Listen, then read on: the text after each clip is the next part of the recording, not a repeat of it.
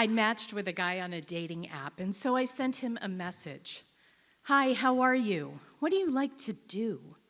I have to ask because there's not a lot in his profile. I like to play music on the piano.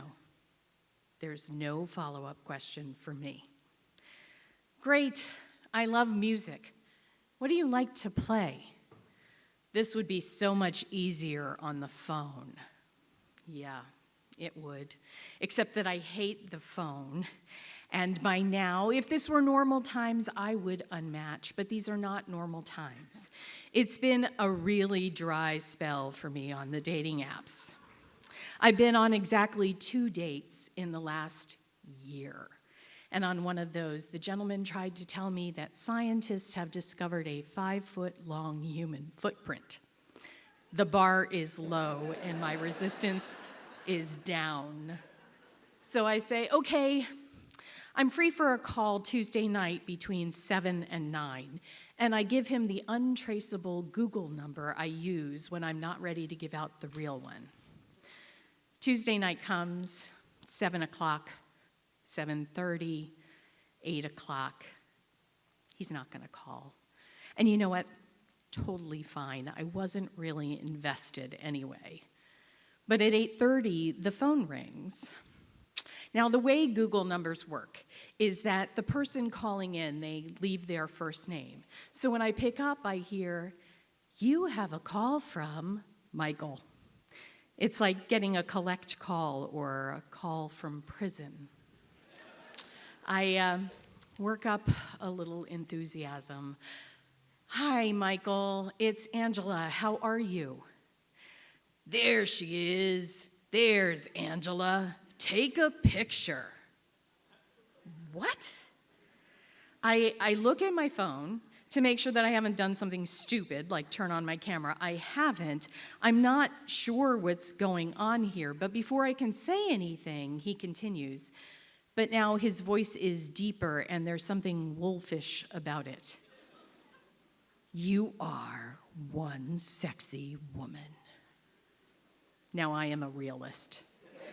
I know who I am, and I know that he hasn't earned the right to speak with me that way. And so, before I can even think about it, I hear myself say, "You know what? This conversation is going in a direction I am not comfortable. Goodbye." And I hang up the phone. The entire conversation lasts all of 10 seconds. I go to the app, I unmatch, we're done, he's out of my life. And then the phone rings again, and it's the same number. Now, I'm not interested in some half-hearted apology about how we got off on the wrong foot, so I don't answer. And in a little while, my phone beeps. I have a voicemail. So I pick it up and I press play, and I'm expecting to hear, "I'm sorry, that was awkward." But what I hear is, "How dare you? How dare you hang up on me? You are disgusting. You put pictures of your body up on dating apps and you hang up on me?"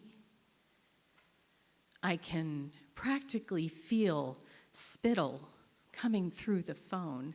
And no, I don't put pictures of my body up on dating apps. Yes, there are pictures where you can see I have cleavage because I'm an adult woman with breasts living in my body. His message continues on. "You are disgusting. I wouldn't go out with you anyway. It's clear that you are controlling, and I was just joking. You're an idiot." 38 seconds. This man eviscerated me, excoriated me for 38 seconds. That is almost 4 times as long as our original conversation. And I'm unnerved. I'm unnerved because he said something else in his message too. He said, "You and I have friends in common."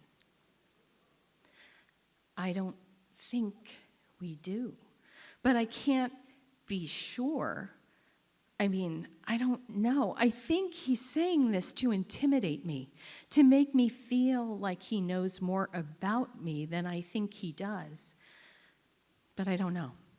And so I take his number and I put it into a search engine, and in 2 minutes, the internet tells me his last name, where he lives, what his house is worth on Zillow, what he does for a living.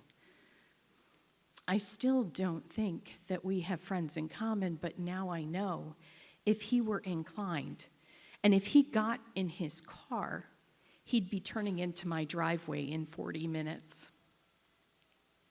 Now, I am scared. My hands are shaking, my body is trembling. I can feel the blood pumping in my ears. And I don't scare easily.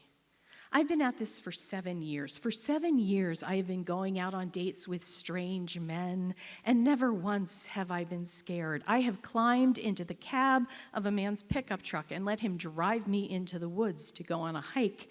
I don't scare easily. But I am sitting on my couch in my house, and I'm terrified. And so I take a couple of deep breaths, and I get myself together, and I get up, and I walk to the back door, and I do something I don't usually do. I turn the deadbolt. And then I walk back through my house. I stop at every single window, and I make sure that they're locked too. And then I go to the front door and I throw that deadbolt as well. And I know that I'm going to be doing this for the foreseeable future. I did not let this man into my car. I did not invite him into my home. But he got into my head, and it's going to take a lot longer than 38 seconds to get him back out. Thank you.